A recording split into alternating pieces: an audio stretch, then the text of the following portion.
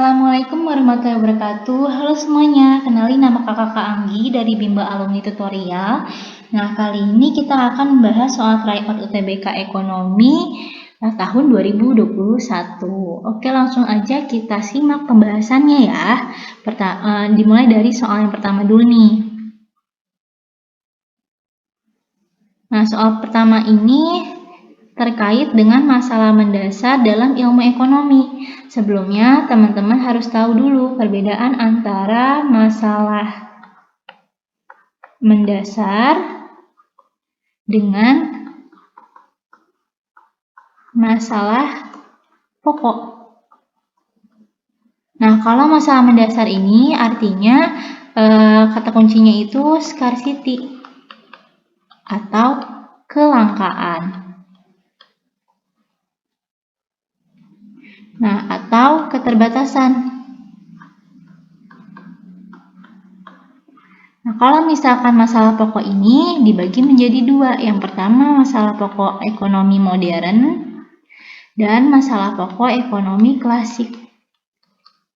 Nah, di masalah pokok ekonomi modern ini artinya siklus ekonomi siklus ekonomi dalam lingkup yang kompleks. Nah, kalau misalkan masalah pokok ekonomi modern klasik ini artinya siklus ekonominya dalam lingkup yang klasik. Dalam lingkup yang sederhana.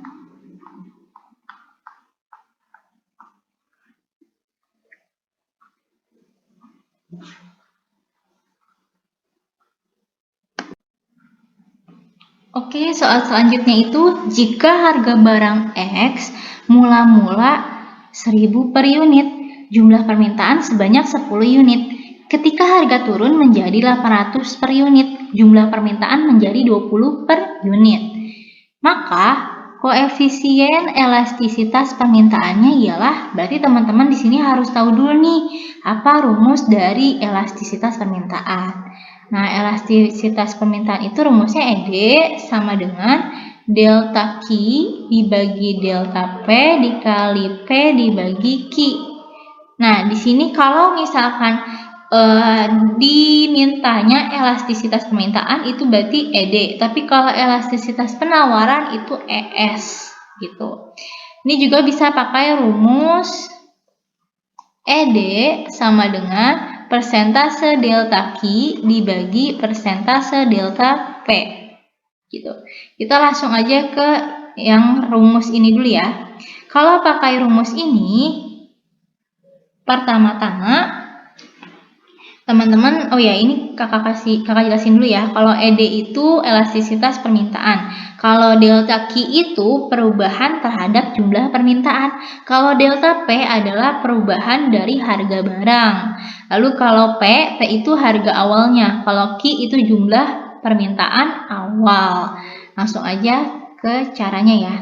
Nah, kalau delta Q itu cara mencarinya. Yang pertama, tadi kan Q setelah jumlah permintaan setelah mengalami penurunan itu kan 20 unit. Nah, kita catat di sini 20 unit. Dikurangi dengan permintaan awal nih, jumlah permintaan awal 10 unit. Dikurangi 10 unit. Dibagi harga awalnya itu kan 1000. Nah, kita catat di sini 1000.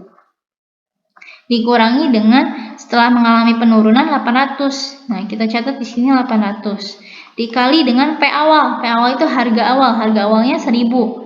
Harga awalnya 1000. Dibagi dengan Q. Q awal atau jumlah permintaan awal 10. Nah, berarti kan ini jawabannya itu 20 dikurangi 10, 10. 1000 dikurangi 800, 200. Dikali dengan 1000 dibagi 10. Ini 10-nya coret aja ya.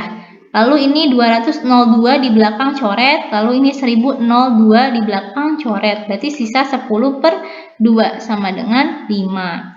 Nah, kita gunakan pakai rumus ini nih sekarang. Nah, kalau pakai rumus ini, pertama-tama kalau mencari persentase delta Q itu Q1-nya itu berapa tadi? 10 unit kan? 10 unit. 10. Terus Q2-nya itu 20 unit. Tulis di sini 20 unit. Terus kita kurangin kayak tadi, 20 dikurangi 10, berarti 10 kan? Nah, 10 ini mengalami kenaikan. Naik 10. Lalu cara mencari persentase delta Q-nya itu dapat dari 10 yang ini, kita catat di atas ini 10 dibagi dengan jumlah permintaan awal yang ini. Nih yang ini. 10 dikali dengan 100% karena kan dicarinya persentase ya. Berarti dapatlah di sini ini kan jadi 1 kan. 1 kali 100 berarti 100%. Nah, kalau misalkan cari persentase delta P-nya, persentase delta P-nya itu berarti P1 sama dengan P1-nya atau harga awalnya itu 1000. Kita tulis 1000. Lalu harga setelah mengalami penurunan 800. Kita tulis 800. Nah, terus sama kayak tadi. 1000 dikurangi 800 berarti 200. Ini turun. Dia mengalami penurunan. Berarti kita untuk mencari persentase delta P-nya itu berarti 200 dibagi harga awal. Harga awalnya itu berapa? 1000 kan ini ya. 1000. Nah, ini 1000, kita catat di sini 1000 dikali 100%. Berarti hasilnya 200 dibagi 1000, 0,2 dikali 100% itu 20%. Lalu berarti kita masukin aja nih ke rumus yang ini. Kan ED sama dengan persentase delta Q dibagi persentase delta P. Nah, delta Q-nya tadi berapa? Delta Q-nya itu ini 100%. Berarti 100% dibagi, nah ini delta P-nya itu berapa? 20. Berarti dibagi 20% sama dengan 5. Nah, ini sama-sama 5 kan? Pakai rumus yang pertama atau yang kedua itu sama-sama 5. Berarti ED-nya itu lebih dari 1. Nah, ini jawabannya. ED lebih dari 1. Yang C. Oke, selanjutnya kita masuk ke soal yang ketiga. Yang pertama ini di soal diketahui pada tanggal 1 Januari 2013 total aset perusahaan X itu 125.000, lalu pada tanggal 31 Desember 2013 total asetnya itu 145.000, pada tanggal 1 Januari 2013 total kewajibannya itu 110.000, pada tanggal 31 Desember 2013 jumlah kewajibannya itu 115.000. Di sini ditanyakan apa yang terjadi ketika perubahan dengan adanya perubahan ekuitas pemegang saham perusahaan X untuk tahun 2013. Pertama-tama teman-teman masih ingat belum? Masih ingat gak ya tentang persamaan dasar akuntansi? Persamaan dasar akuntansi. Nah, persamaan dasar akuntansi ini terdiri dari aktiva sama dengan pasiva. Nah, aktiva ini terdiri dari aset. Sedangkan pasiva itu kewajiban ditambah dengan ekuitas. Nah, kewajiban ini utang, sedangkan ekuitas itu modal. Nah, selanjutnya kita ke soal ya. Di situ diketahui 1 Januari 2013 asetnya itu berapa tadi? Total aset yang 2013 1 Januari 125.000. Nah, di sini kita catat 125.000. Pakai rumus yang ini ya. Pakai rumus ini. Nah, 125.000 sama dengan kewajibannya. Kewajiban 1 Januari itu 110. Nah, berarti di sini sama dengan 110. Ditambah ekuitas. Kita simbolin E ya. Lalu 125.000. Nah, ini 110.000-nya dipindah ruasin ke kiri. Jadi, dikurangi 110. Sama dengan ekuitas. Tinggal 125.000 dikurangi 110. Berarti 15.000 kan? Nah, ini 15.000 untuk yang 1 Januari 2013. Lalu, ini ekuitas 1 Januari 2013. Lalu, kita cek yang 31 Januari 2013. Nah, sama rumusnya pakai yang ini, yang aset sama dengan kewajiban ditambah ekuitas. Nah, tapi untuk aset tanggal 31 Januari 2013 itu kan 145.000. Berarti kita catat 145.000. Sama dengan kewajibannya itu berapa? 115.000. 115.000. Lalu ditambah dengan simbol lagi ya. Nah, ini juga sama 145.000. Lalu yang 115.000 ini pindah ruas.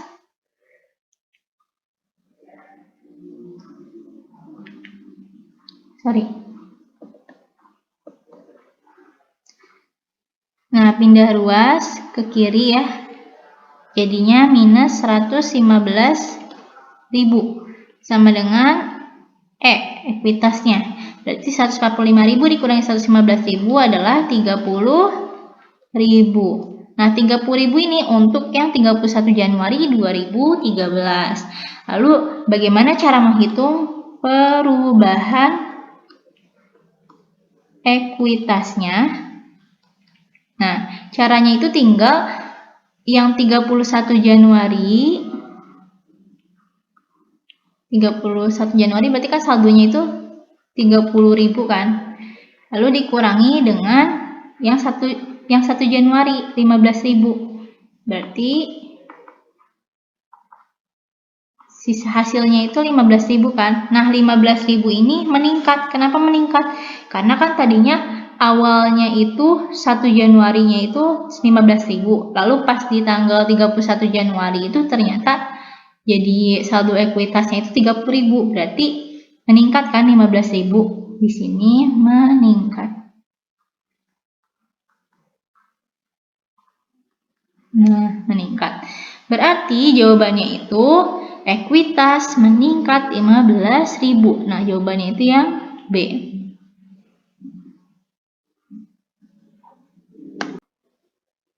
Oke, selanjutnya kita masuk ke soal keempat. Nah, di soal keempat ini ditanyakan keputusan yang diambil di atas penggunaan sumber daya membawa akibat munculnya biaya yang dalam istilah ekonomi disebut dengan biaya. Pertama, teman-teman harus tahu dulu masing-masing dari istilah-istilah ini. Biaya tetap, variabel, atas penggunaan sumber daya, langsung atau oportunitas. Nah, dimulai dari biaya tetap dulu ya. Biaya tetap itu merupakan biaya yang cenderung tetap dan rutin dikeluarkan oleh perusahaan. Nah, kalau di biaya tetap ini, biaya rutin yang sering dikeluarkan oleh perusahaan. Nah, entah itu setiap bulan atau setiap tahunnya dan cenderung tetap biayanya. Meskipun operasional perusahaan itu sedang berhenti, tapi tetap biaya itu tetap ada, biaya tetap. Nah, gitu. Contohnya itu biaya pajak,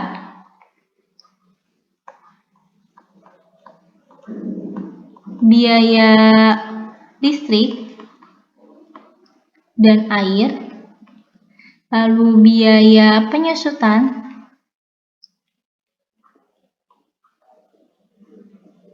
dan lain-lain. Kalau biaya variabel, itu biaya yang sifatnya berubah-ubah.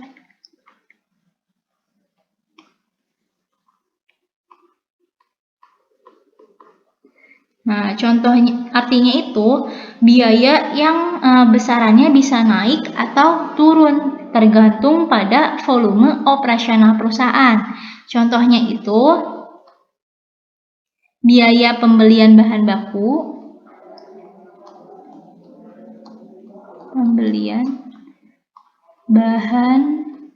baku, lalu ada biaya kerja harian, tenaga kerja harian, biaya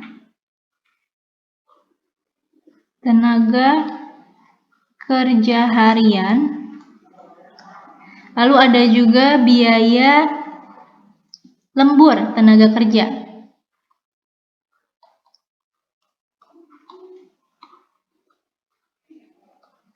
dan lain-lain.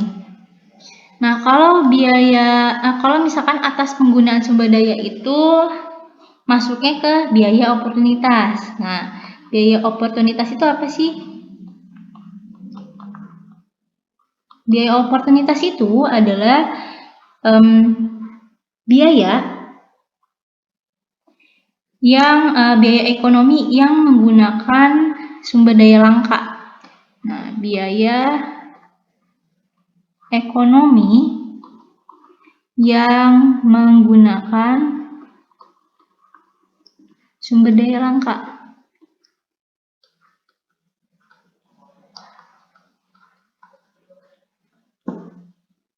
Untuk memproduksi suatu barang atau jasa dan kaitannya itu dengan alternatif yang harus dikorbankan. Gitu.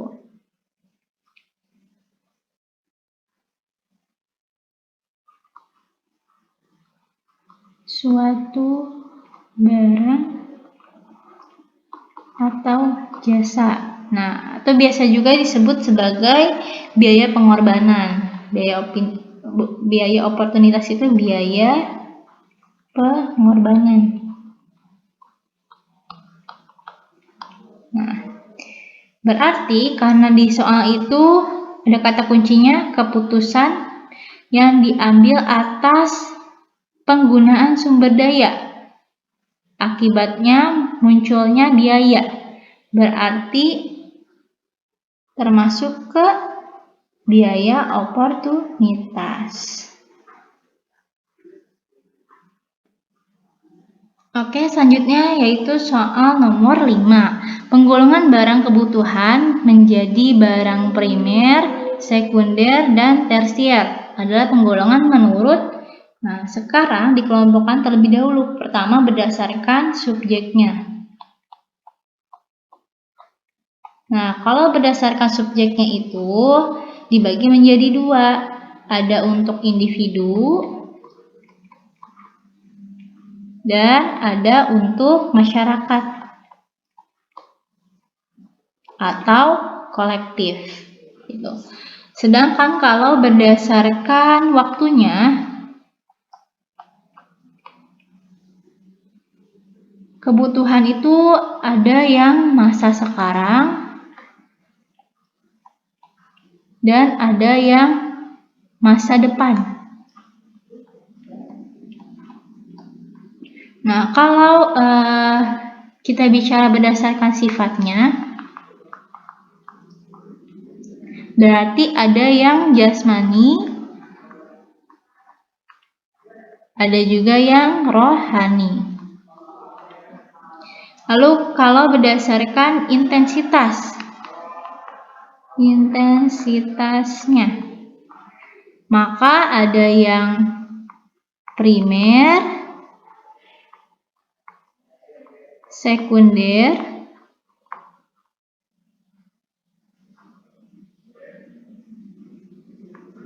dan tersier.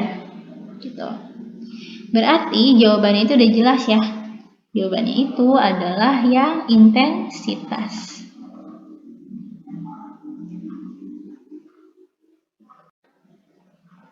Oke, selanjutnya kita masuk ke nomor 6. Nah, di nomor 6 ini yang ditanyakan adalah perdagangan antar negara timbul karena apa? Nah, jawabannya itu karena adanya spesialisasi atau ciri khas. Nah, ciri khasnya ini terdiri dari faktor SDA, faktor SDM, dan biaya produksi. Misalnya negara Cina dan Amerika. Nah, ini misalnya. Nah, Cina itu kan leading dalam hal manufaktur barang teknologi. Berarti keunggulannya itu manufaktur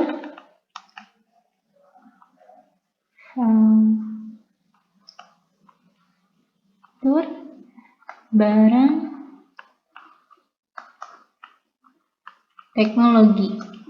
Nah, tapi Cina ini memiliki kekurangan. Masalah dalam bidang pertanian dan peternakan. Tapi Amerika ini unggul dalam hal pertanian dan peternakan. Di sini kakak singkat aja PP ya, pertanian dan peternakan. Tapi Amerika ini mempunyai kekurangan. Kekurangannya itu adalah di bidang manufaktur. Nah, jadi di sini akibatnya terjadi perdagangan antar negara gitu. Karena di sini Cina membutuhkan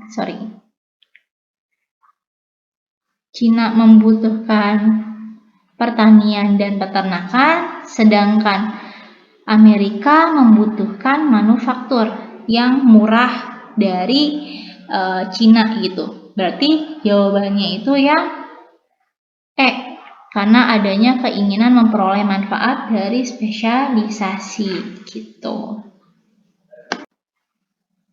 Selanjutnya kita masuk ke soal nomor 7. Di soal nomor 7 ini, manakah dari hal-hal berikut yang tidak akan mempengaruhi penawaran suatu barang? Yang pertama itu ada A. A itu harga. Nah, kalau harga itu udah pasti ya mempengaruhi penawaran, karena ketika harga naik, pasti penawaran akan turun. Sebaliknya, kalau harga turun berarti penawaran akan naik. Lalu yang B, harga barang substitusinya. Nah, ini tidak mempengaruhi. Kenapa? Karena lebih ke permintaan dalam pergeseran kurvanya. Jadi, barang substitusi ini cenderung kepada pemilihan.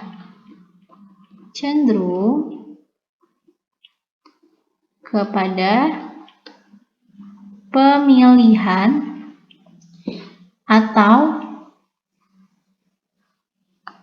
keinginan dalam permintaan pasar.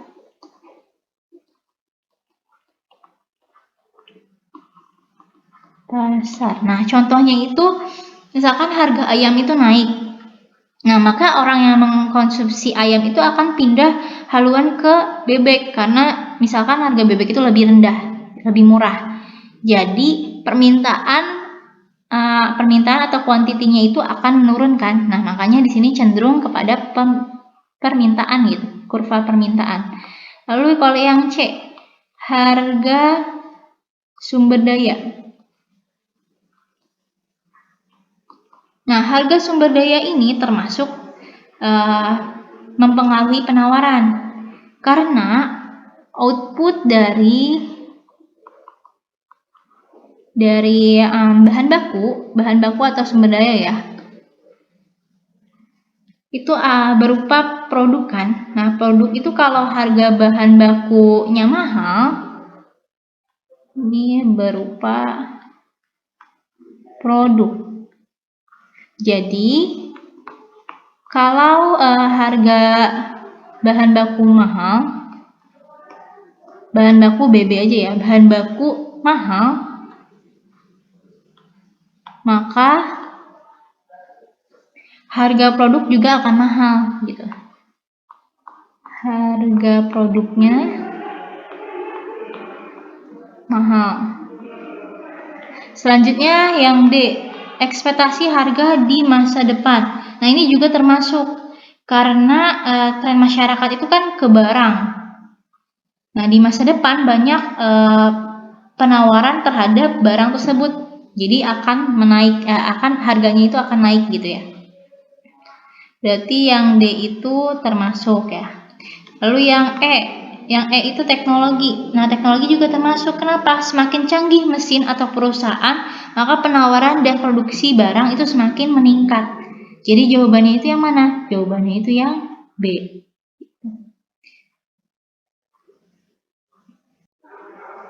Selanjutnya soal nomor 8. Upaya untuk memperbaiki posisi neraca pembayaran dapat dilakukan pemerintah melalui kebijakan depresiasi nilai tukar rupiah. Sebabnya itu karena depresiasi nilai tukar mendorong peningkatan ekspor dan penurunan impor. Nah, ini salah. Kenapa salah? Pernyataan ini salah karena devaluasi itu seharusnya mengurangkan mata uangnya terhadap dolar atau mata uang asing lainnya. Jadi orang luar itu akan membeli barang di Indonesia sangat murah, makanya ekspor cenderung naik gitu. Contohnya misalkan harga satu karung beras.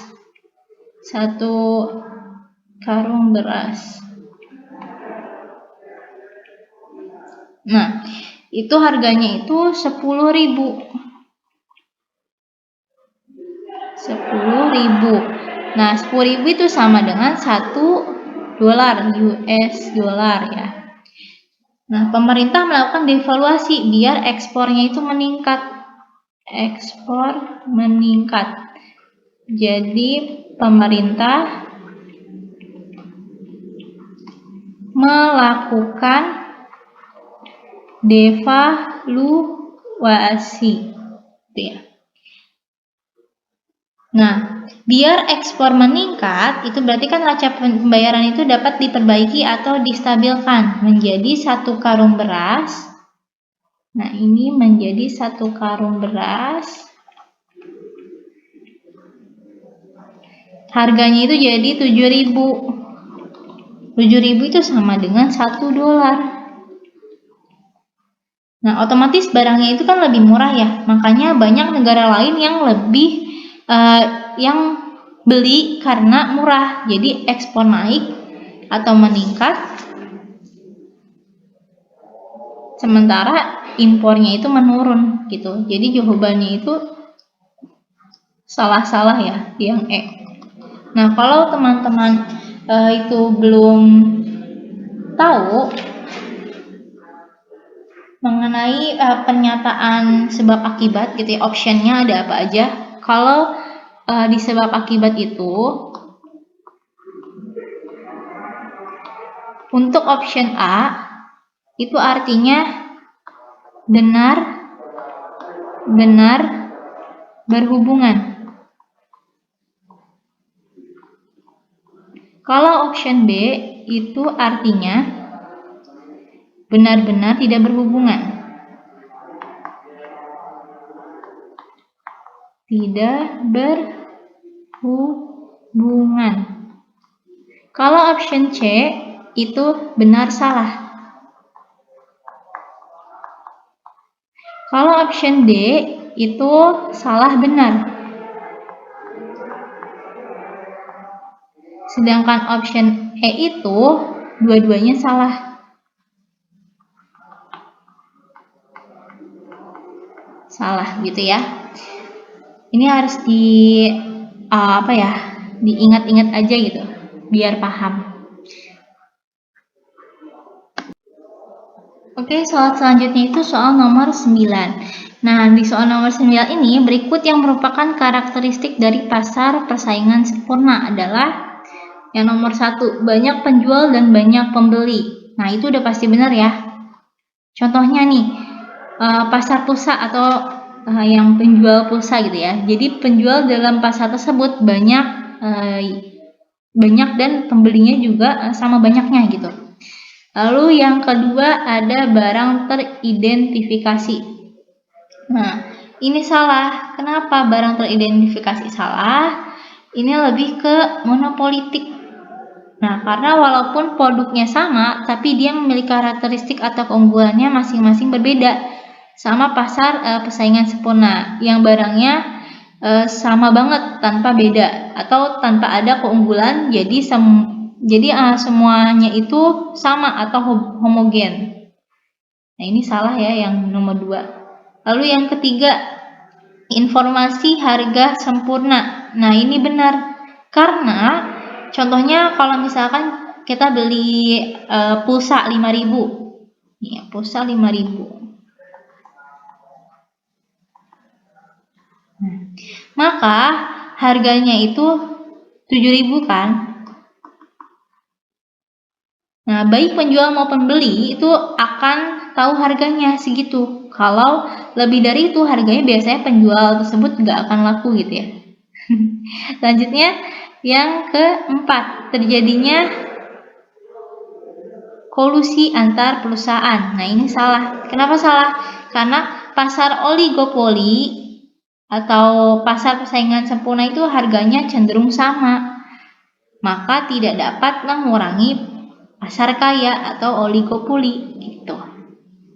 Jadi jawabannya itu yang B1 dan 3. Nah, kalau teman-teman di sini belum tahu optionnya, nah akan jelasin ya. Jadi kalau untuk option angka di UTBK itu jawaban A itu 1, 2, dan 3. Jawaban B itu 1 dan 3. Jawaban C itu 2 dan 4. Jawaban D 4 saja. Dan jawaban E benar semua atau semua benar. Nah, gitu. Selanjutnya itu soal nomor 10. Faktor-faktor berikut ini menjadi pendorong semua negara di dunia untuk melakukan perdagangan luar negeri. Yang pertama itu memperoleh barang dengan harga murah. Nah, ini udah pasti ya. Seperti yang di contoh nomor 6 tadi, kalau faktor negara itu melakukan perdagangan luar negeri karena contohnya kayak yang Amerika dengan Cina. Tadi kan Amerika itu unggul di PP kan, pertanian dan peternakan. Sementara kalau Cina itu unggul di manufaktur. Nah, kurangnya Amerika itu di manufaktur. Sedangkan kurangnya Cina itu di PP. Nah, makanya Amerika itu pengen barang dari manufaktur Cina. Nah, kalau misalkan Amerika itu produksi sendiri, berarti kan lebih mahal ongkosnya ya. Jadi logis kalau misalkan dalam hal ekonomi pengusaha itu pasti inginnya mengeluarkan biaya sedikit-dikitnya. Jadi di sini Amerika itu melakukan perdagangan luar negeri berupa manufaktur gitu ya, barang teknologi atau apapun itu ke Cina. Yang kedua itu memperoleh keuntungan dari spesialisasi. Nah, ini juga benar. Seperti yang udah dijelaskan juga di nomor 6. Jadi kalau misalkan Amerika dengan pertanian, Amerika itu punya pertanian nih, pertanian dan peternakan nih. Nah, sedangkan Cina itu membutuhkan pertanian dan peternakan. Jadi dari situlah terjadinya perdagangan luar negeri karena adanya kebutuhan ini, gitu. Selanjutnya meningkatkan daya saing produk domestik terhadap produk impor. Nah, ini udah pasti benar ya. Karena jadi ada unsur persaingan dalam perdagangan luar negeri, itu udah pasti ya. Selanjutnya itu yang keempat, transfer teknologi dari negara lain. Nah, ini juga benar.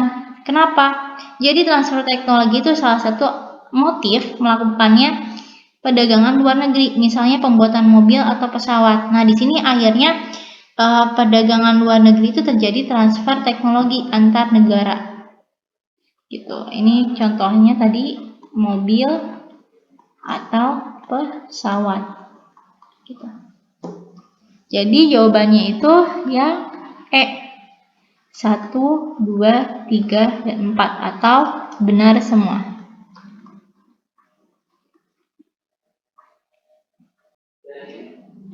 Oke, selanjutnya kita masuk ke soal nomor 11. Nah, di soal nomor 11 ini, akhir tahun 2012, jasa servis komputer rakit memiliki catatan sebagai berikut.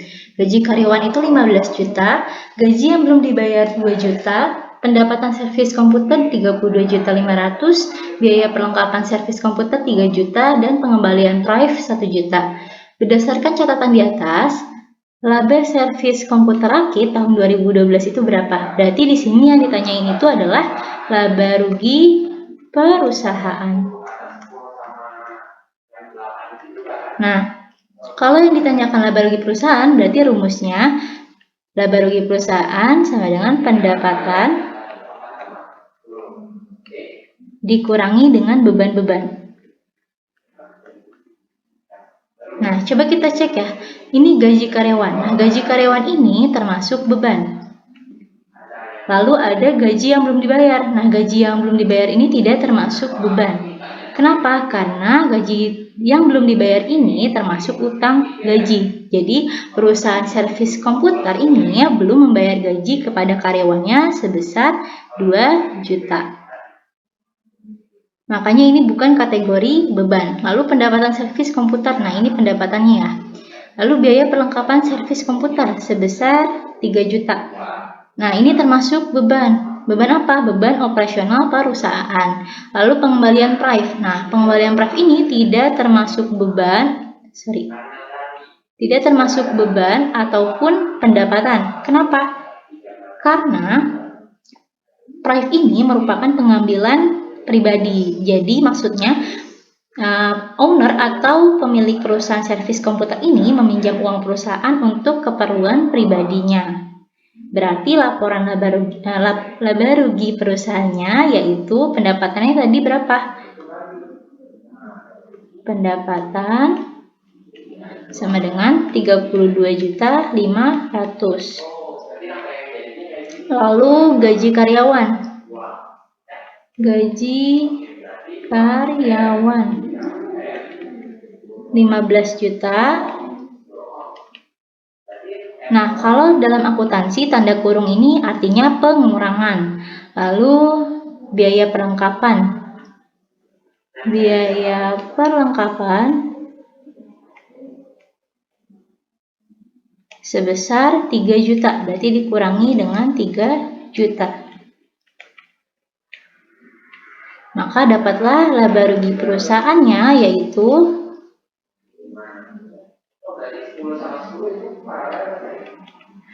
32.500.000 dikurangi 15 juta dikurangi 3 juta, maka dapatlah 14.500.000. Jawabannya itu yang C.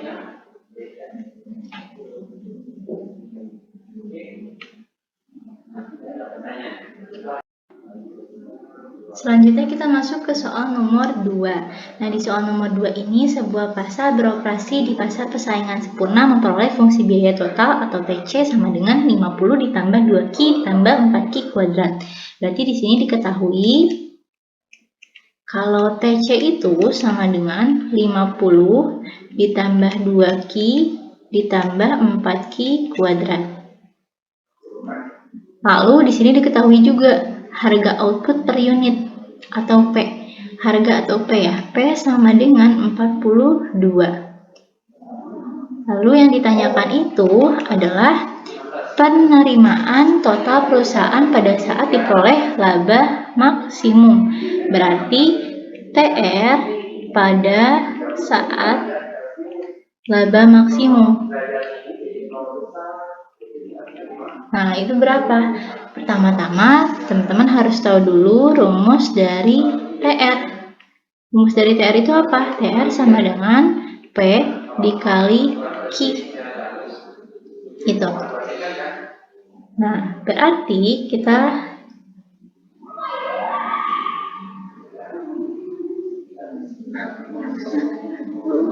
lupa.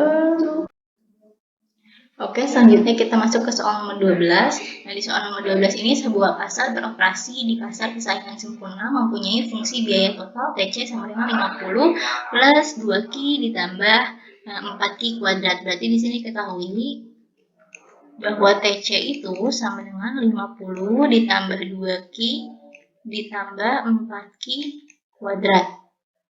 Selanjutnya diketahui juga bahwa harga output per unit atau P itu sebesar 42. Yang ditanyakan itu penerimaan total perusahaan pada saat diperoleh laba maksimum. Nah, berarti di sini TR pada saat laba maksimum. Jadi maksudnya berapa sih nilai TR pada saat laba maksimum gitu. Lalu cara mempermudah kita dalam menjawab soal ini, kita harus tahu rumus dari TR itu apa. Nah, rumus dari TR itu sama dengan P dikali Q. Itu laba yang akan terjadi ketika laba maksimum itu laba yang akan terjadi ketika MR sama dengan MC. Gitu. Sementara itu di soal yang diketahui itu kan hanya TC dan P aja kan ya. Nah, berarti belum bisa mencari TR. Nah, ataupun laba maksimumnya nih. Otomatis yang bisa kita cari itu yang pertama adalah nilai dari TR-nya dulu. TR sama dengan P dikali Q. Nah, tadi P-nya itu udah diketahui kan 42. Nah, dikali Q. Berarti nilai TR itu sama dengan 42 Q. Nah, ini kita dapat nilai TR-nya ya. Nah, sekarang kita butuh yang namanya MR dan MC. Nah, karena yang diketahui soal itu TC, berarti T untuk MC itu bisa kita cari dari TC aksen. Nah, ini TC aksen. Lalu untuk MR itu berarti kita cari TR aksen ya. Berarti keduanya, berarti yang kedua itu setelah dapat TR kita butuh TR aksen kan tadi. Nah, agar sama dengan nilai MR ini. Gitu. Nah, kalau untuk menghitung TR aksen berarti TR aksen sama dengan turunan dari TR. Gitu. Berarti turunan dari TR ini kan sama dengan nih TR aksen. Turunannya berarti kan 42 ya. Nah, setelah itu kita butuh MC atau TC aksen. TC aksen. Kita butuh MC atau TC aksen. Berarti langsung kita masukin nilai TC tadi. TC sama dengan 50 ditambah 2Q ditambah 4Q kuadrat kan. Nah, caranya di TC aksen itu berarti turunan dari 2Q itu kan 2 ditambah turunan dari 4Q kuadrat ini 2 dikali dengan 4 berarti 8Q gitu ya.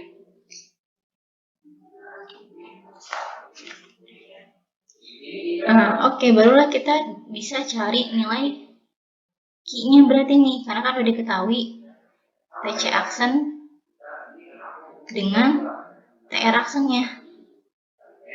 Nah, ini tuh udah diketahui. Berarti untuk mencari laba maksimumnya itu, laba max, cara mencari laba maksimumnya itu berarti MR sama dengan MC. Tadi kan MR-nya itu turun, berarti TR kan, TR aksen. Terus MC itu TC aksen. Nah, itu tinggal dimasukin aja, berarti TR aksen itu tadi berapa? TR aksennya 42 sama dengan TC aksennya berapa? 2 ditambah 8 Q. Lalu 42, 2-nya pindah luas ke kiri, jadi min 2 sama dengan 8Q. Berarti 40 sama dengan 8Q. Maka dapat Q-nya itu adalah 5. Nah, Q-nya itu 5. Berarti kita langkah terakhirnya itu untuk mencari laba maksimal atau laba maksimum, berarti kita balikin lagi ke rumus TR. TR sama dengan P dikali Q. Nah, P-nya itu berapa? P-nya itu tadi 42 dikali dengan 5 Q-nya. Q-nya 5. Nih, berarti 42 dikali 5, 210. Nah, hasilnya itu adalah yang B, 210.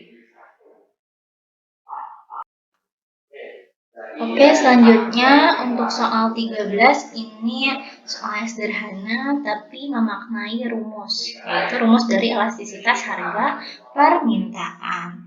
Nah, biasanya untuk menghitung elastisitas itu dapat disimpulkan dengan PD sama dengan delta Q dibagi delta P dikali P dibagi Q. Nah, biasanya di soal UTBK tahun ini, dia tidak mencari nilai elastisitasnya. Nanti biasanya kalau kita gunakan rumus ini, nanti akan ketemu hasilnya. Apakah dia jatuhnya elastis, inelastis, atau elastis sempurna, atau uniter, maupun inelastis sempurna gitu. Nah, sekarang yang ditanyakan itu adalah makna dari elastisitas itu sendiri. Nah, itu sama saja dengan persentase perubahan Q atau delta Q dibagi dengan persentase delta P. Gitu. Nah, jadi persentase perubahan delta Q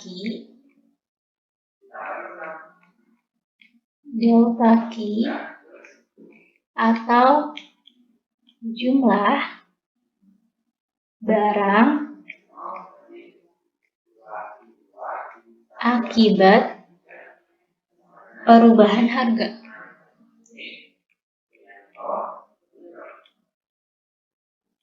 Nah, gitu. Jadi inilah yang sebenarnya dikatakan elastisitas. Gitu. Jadi persentase perubahan jumlah barang akibat persentase perubahan harga yang naik atau turun nantinya. Jadi kalau di soal yang ditanyakan elastisitas harga permintaan adalah berarti jawabannya yang D, karena persentase jumlah permintaan akibat perubahan itu perubahan harga gitu. Yang ini ya.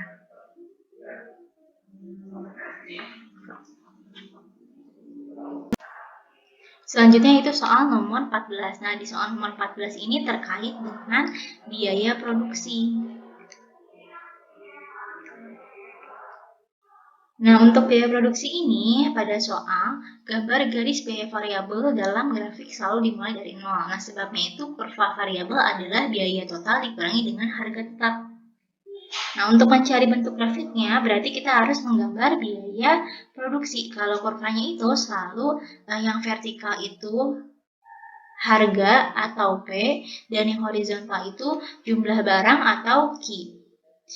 Dalam teori biaya produksi ini, kita kan sudah mengenal dengan istilah TC, VC, dan FC. Nah, TC ini bahasa Inggrisnya total cost. Bahasa Indonesianya yaitu total biaya. Lalu untuk VC ini, bahasa Inggrisnya variable cost. Untuk bahasa Indonesianya yaitu biaya yang berubah-ubah. Lalu untuk FC itu fixed cost. Bahasa Indonesianya yaitu biaya tetap. Nah, dari tiga bahasan ini, yang sebenarnya kita udah bisa tentuin garisnya itu, yang paling mudah yaitu garis biaya tetap. Karena kalau biaya tetap itu berarti kan dia tidak akan berpengaruh kepada harga ataupun tidak akan berpengaruh kepada kuantitas atau jumlah barang yang akan diproduksi dan berapa harga yang akan ditetapkan nanti. Berarti untuk garis biaya tetap itu horizontal garisnya, sama dengan kuantitas atau jumlah barang. Nah, ini yang disebut dengan fixed cost gitu ya. Selanjutnya, apakah biaya berubah-ubah ini akan dimulai dari nol? Nah, biaya berubah-ubah atau fixed cost, variable cost ini akan dimulai dari nol. Nah, jawabannya itu iya. Karena biaya berubah-ubah ini selalu dimulai dari titik nol, gitu ya. Berarti grafiknya itu kayak gini. Nah, ini variable cost. Nah, gimana dengan TC atau total cost? Nah, total cost itu akan berada di atas fixed cost dan variable cost. Berarti TC itu gambarnya kayak gini ya. Nah, ini TC. Maka dalam teori biaya produksi itu kita selalu menggunakan rumus TC sama dengan VC ditambah FC. Nah, di sebab soal nih, katanya variabel cost itu adalah total cost dikurangi dengan harga tetap.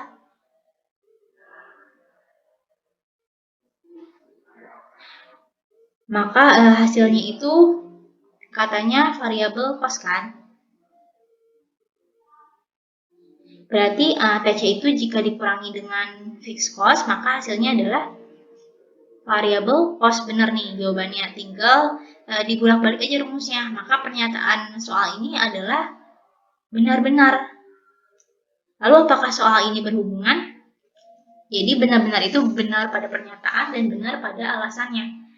Lalu apakah soal ini berhubungan? Nah, jawabannya iya, karena di soal ini sama-sama bahas tentang biaya produksi. Gitu. Berarti optionnya itu yang A jawabannya. Nah, untuk option sebab akibat ini di UTBK, kalau A itu artinya benar-benar berhubungan.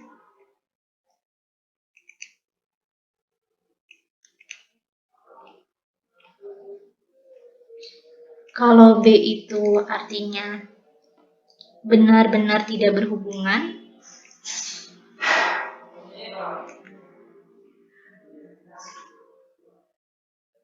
Benar-benar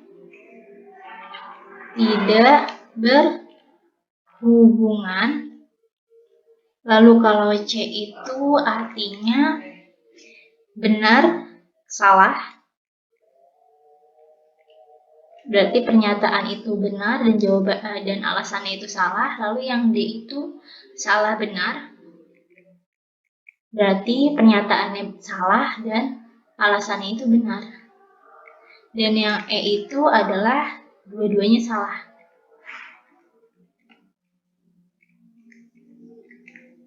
Salah gitu ya. Oke, soal terakhir yaitu nomor 15. Nah, nomor 15 ini UD Maju selama tahun 2011 memiliki catatan sebagai berikut. Persediaan awalnya 2.500.000, gaji karyawannya 4 juta, pembeliannya 7.500.000, retur pembelian 1.500.000, persediaan akhir 1 juta, dan penjualan 17.500.000. Di soal ini diminta harga pokok penjualan UD Maju sebesar, berarti yang ditanyakan itu adalah HPP. Nah, teman-teman masih ingat nggak HPP itu rumusnya apa? Nah, rumusnya itu persediaan awal ditambah pembelian bersih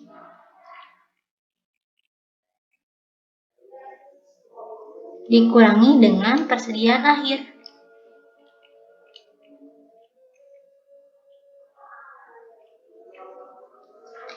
Nah, di sini diketahui ya kalau persediaan awal dan persediaan akhirnya itu ada.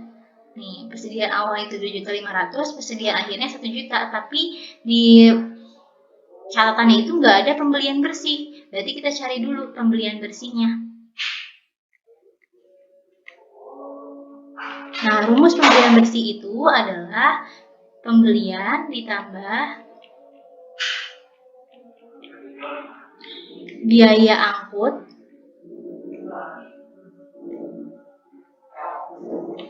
pembelian dikurangi retur pembelian.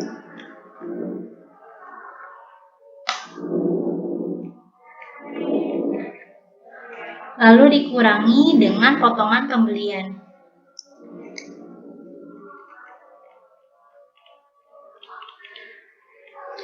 Nah, berarti kan di soal itu diketahui ya, pembeliannya itu 7.500.000. Lalu ditambah biaya angkut. Nah, karena di soal itu nggak ada biaya angkut pembelian, berarti nggak usah ya, karena biaya angkut pembelian ini opsional. Bisa ada, bisa juga nggak ada di soal gitu. Lalu dikurangi retur pembelian. Di retur pembelian di soal ada ya, 1.500.000. Berarti retur pembelian dikurangi 1.500.000. Nah, berarti untuk pembelian bersihnya itu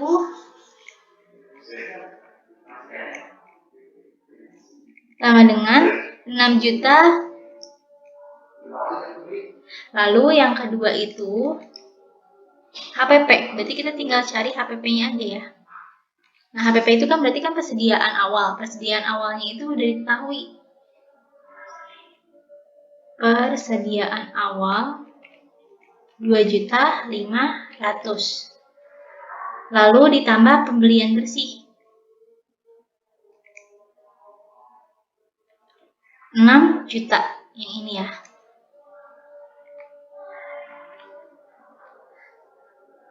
Lalu dikurangi dengan persediaan akhir. Dikurangi 1 juta. Berarti dapatlah hasilnya HPP itu 7.500.000. Jawabannya itu yang B.